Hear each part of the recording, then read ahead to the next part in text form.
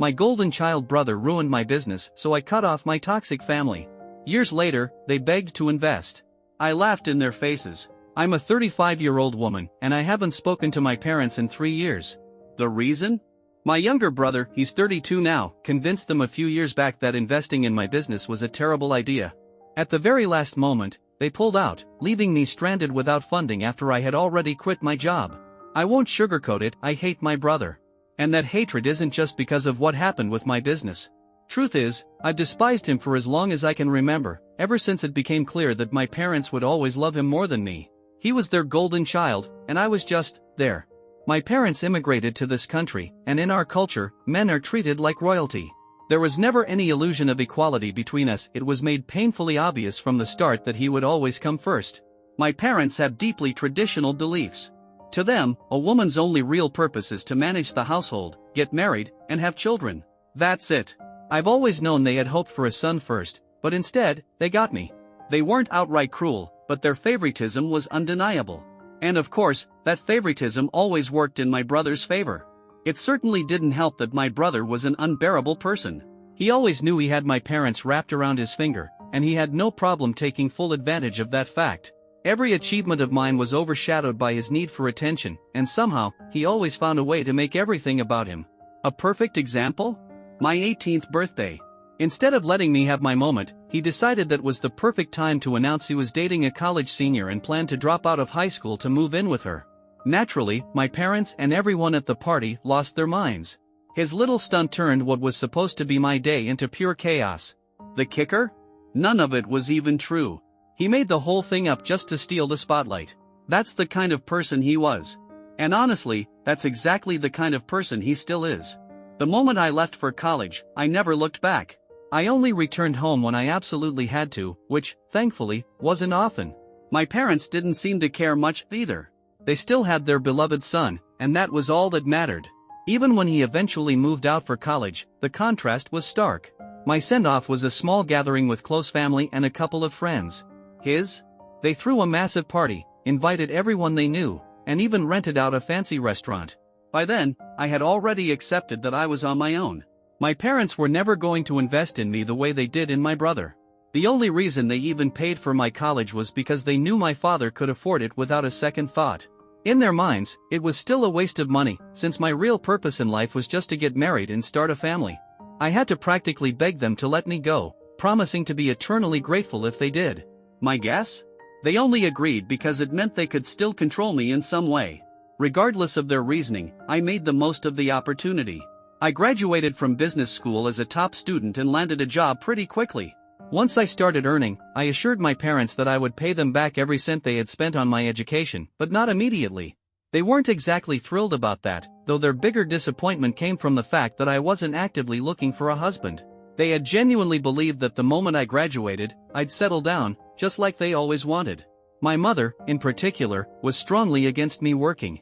She tried convincing me that if I focused on my career instead of marriage, I'd end up old and alone because no man would ever want to marry a successful woman. Yeah, I know it sounds ridiculous. And honestly, it was. But that was just how my parents thought. Maybe it was how they were raised, but I've always believed people can unlearn toxic ideas if they actually try. They just never bothered to.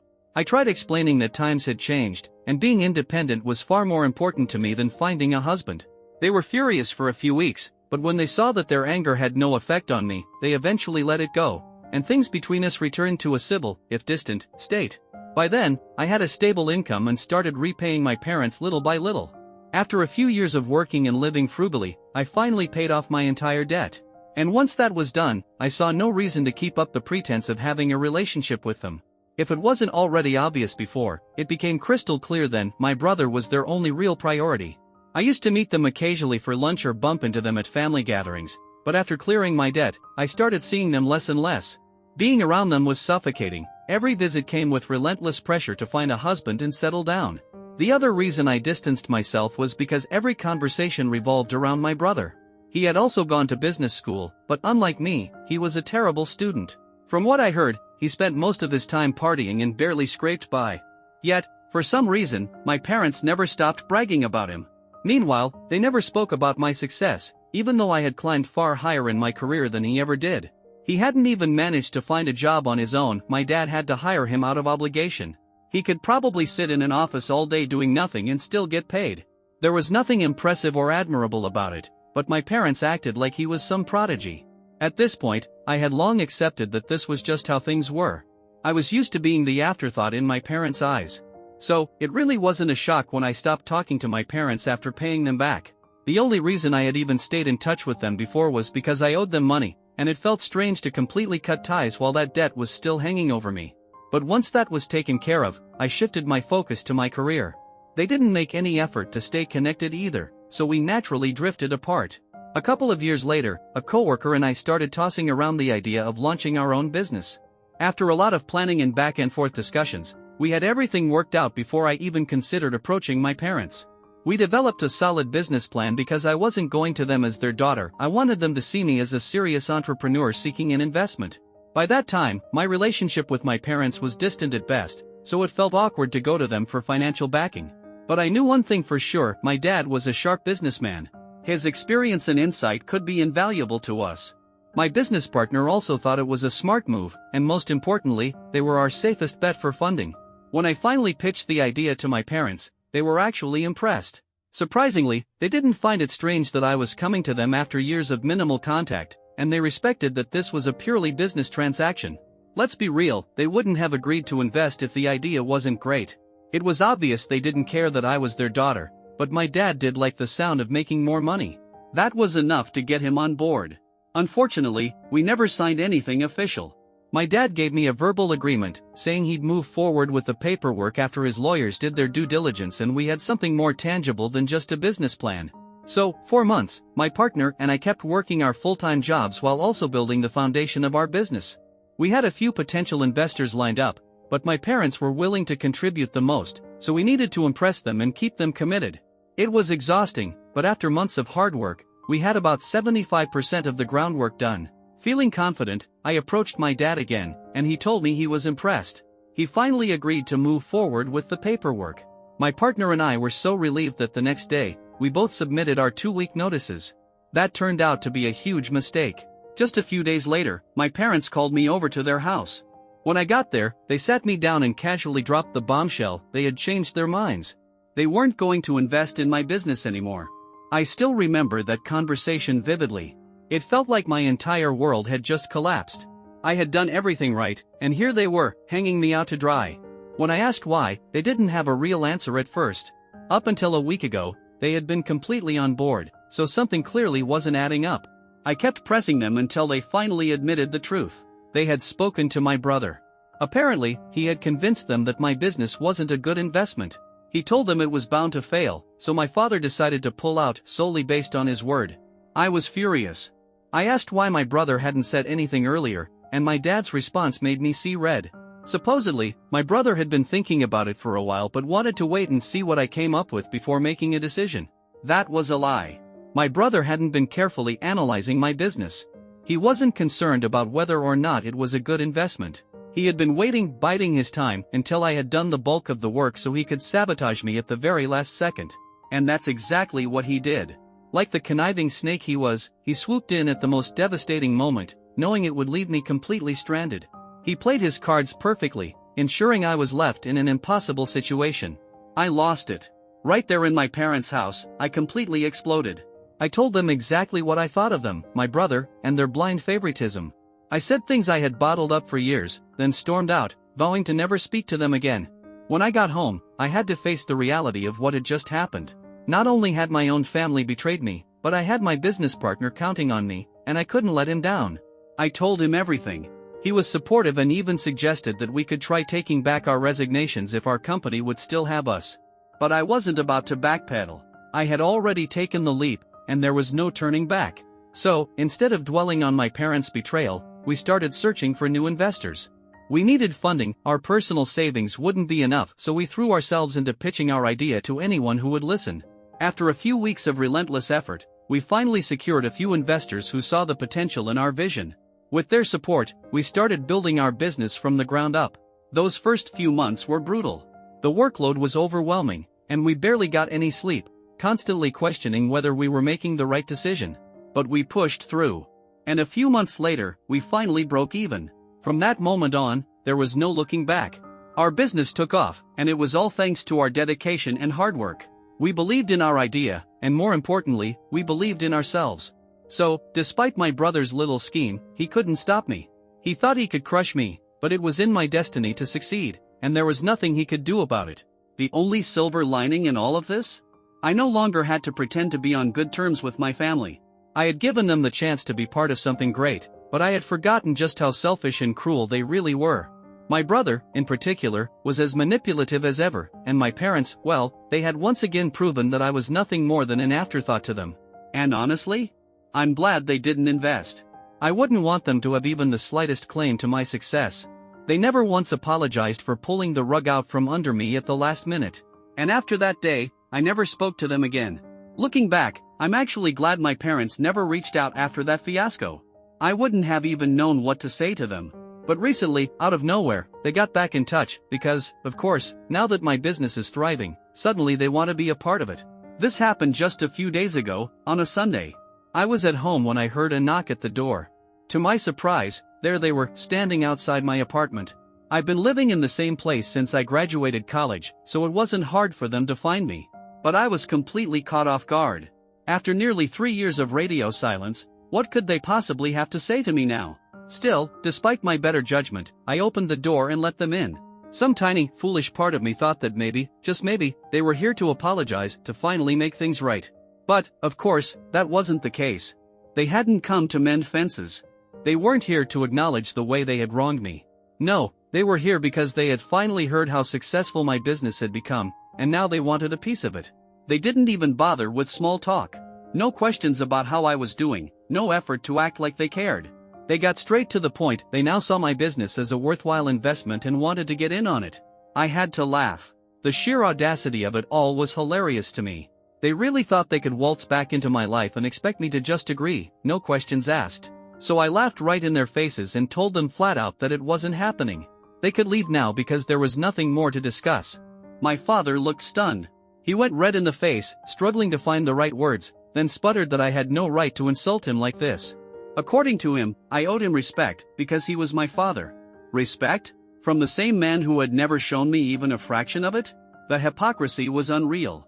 So I told him the truth. I was treating them with the exact same level of respect they had given me all my life. And since he was here as an investor, not as my father, he should have expected to be treated like any other businessman pitching a deal. My parents were scandalized. I could tell they wanted to argue, but I wasn't interested in entertaining any of it. So I told them again to leave. I wasn't interested in their investment, and this conversation was over.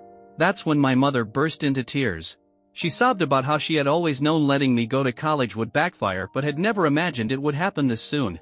I had no clue what she was even talking about, and frankly, I didn't care. I just wanted them to go. So I told them, once more, to get out. But they refused to move. Instead, my mother continued crying on my couch, wailing about how I had humiliated them. She turned to my father, blaming him for all of it, saying that if he had never paid for my college education, I wouldn't have gotten so arrogant. In her mind, letting me work had been an even bigger mistake because it had made me too proud. Apparently, if they had just kept me uneducated and focused on finding a husband, I would have been married by now, with kids, just like they always wanted. But instead, here I was, single in my 30s, with no husband and no children. She blamed my father for everything. She actually had the nerve to say that if he hadn't dangled the idea of investing in my business in front of me just to keep me under control, none of this would have happened. That's when it hit me. They weren't here because they cared about me or my business. They weren't here to support my success. They were here to control me again, to make sure I obeyed them. They didn't want to invest in my company, they wanted to invest in making me submit to their will. And they were arguing about all of this right in front of me, like I wasn't even there. I had enough. I stood up and told them that if they didn't leave immediately, I would call the cops. That sent my mother into full-blown hysterics. She shrieked that it was so wrong of me to even think about threatening my own parents like that. I was beyond done. So, I did what I had to do. I physically removed them from my apartment. I work out. I'm tall. And they didn't see it coming. It was surprisingly easy to push them out the door and slam it shut behind them. And that should have been the end of it. But a couple of hours later, my phone rang. It was my brother. He was livid.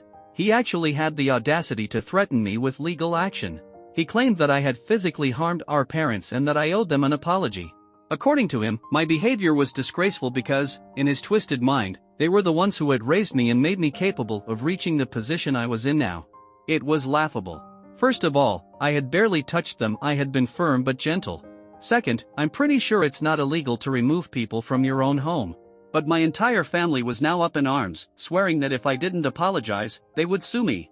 I honestly couldn't figure out what they were even so mad about. They had treated me like garbage for years, but now that I was refusing to let them back into my life, suddenly, I was the villain? It was exhausting to deal with. Update 1. It's been a week since that whole mess went down. Since then, my relatives have started a full-blown hate campaign against me online. It's been a rough week, to say the least. At first, I actually considered apologizing just to make them stop. Just to avoid all the drama and move on. But then I talked to my business partner. I also read through a lot of the comments and advice people have given me. And I realized something important: even if I did apologize, it wouldn't fix anything. They would just find another reason to hate me, another way to drag me down. And another thing? If I apologized, it could actually work against me. It could be seen as an admission of guilt, something they could use against me if they really did decide to take legal action. So, no. I'm not apologizing. I have nothing to be sorry for. So, apologizing is officially off the table. Right now, the only thing I can do is block all of them and hope this whole mess dies down soon because, honestly, I can't handle the stress anymore. I also want to address something a lot of people have asked me: why I stayed in contact with my parents for so long, even after everything they put me through. The truth? I don't really have a solid answer for that. I guess it was just nice to have a family, even if they weren't the best. Like I said before, they weren't outright cruel to me all the time.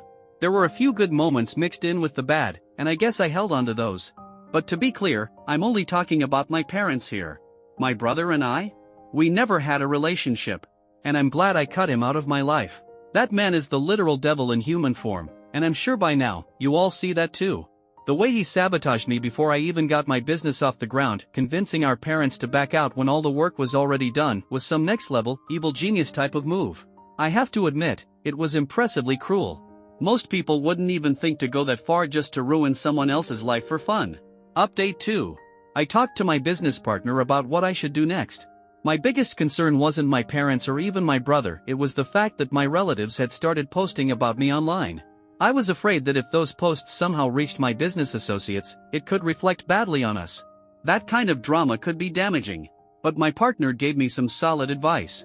He told me to ignore it. Pretend it never happened. Eventually, my relatives would get bored and move on with their lives.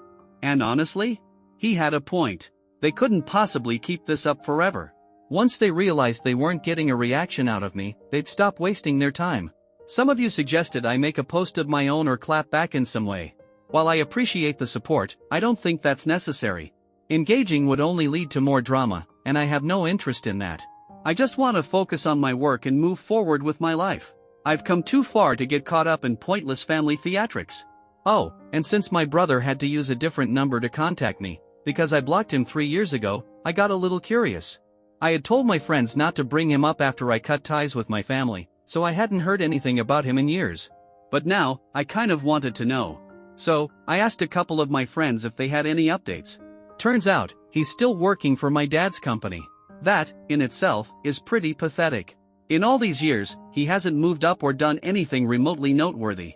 He's just been coasting in the same position, courtesy of my father. Even more interesting? My dad's company is about to be acquired. That might explain why my brother suddenly decided to reach out. If the company changes hands, there's a very real chance he'll lose his job. He probably figured that if he could weasel his way into my business, he wouldn't have to worry about that. And of course, my mother's little meltdown about keeping me under control suddenly makes even more sense. If they had managed to invest in my company, or worse, get a majority stake, I would have been trapped under their thumb again. But that's none of my business. I was just curious. They can do whatever they want. Update 3. It's been almost a month since my first post. I shared a couple of updates in the following days, but after that, I got busy, and honestly, there wasn't much left to say. As expected, my relatives eventually got tired of their little hate campaign and moved on. Once they saw that I wasn't reacting, they lost interest. My parents and brother haven't reached out again either. I guess they finally accepted that I wasn't going to apologize because, really, I have nothing to apologize for. I did what anyone with self-respect would have done. Oh, and in case you were wondering, yes, my dad's company did get acquired. I heard about it through a friend a few days ago. Apparently, it was a big deal, and they even threw a party to celebrate. But what I don't think they've realized yet is that this could mean my brother's days at the company are numbered. He only had that job because of my father. Once new management takes over, there's no guarantee he'll keep his cushy little position. Honestly? I would love to see how that plays out. I know it's petty to take joy in someone else's downfall, but after everything my brother has done, I can't say I'd feel bad watching him struggle for once. Until then, though, he can sit back and watch me succeed. I hope they all keep track of me because I'm only going to get bigger and richer from here. They had their chance to be part of my success story, and they blew it. On a lighter note, since so many of you asked, no, my business partner and I aren't a couple. I think it's sweet that people love the idea of a romantic happy ending, but he and I are just good friends. That being said, I do have a boyfriend. We've been together for a couple of years now. I hadn't mentioned it before because, well, it wasn't really relevant to the story, and I was caught up in all the chaos with my family. But yes, things are going great, and we're actually talking about getting married next year. And guess who won't be getting an invite to the wedding? Yep, my parents. They had every chance to be decent human beings, but like always, they chose to screw it up. Just like they always do.